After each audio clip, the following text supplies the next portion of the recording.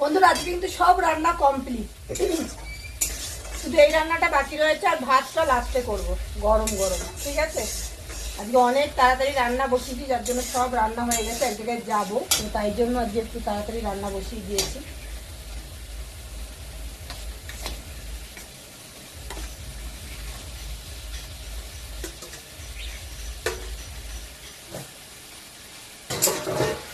Actually তাড়াতাড়ি রান্নাটা করে নিলে ভালো হয়, জানো,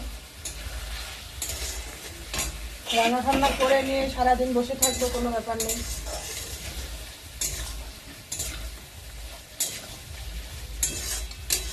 কালারটা কেমন লাগছে? সুন্দর হচ্ছে না কালারটা? দিচ্ছি দিচ্ছি, দাঁড়ান, দোকানে খরিদ্দার চলে এসছে, মাও দিতে যেতে হবে।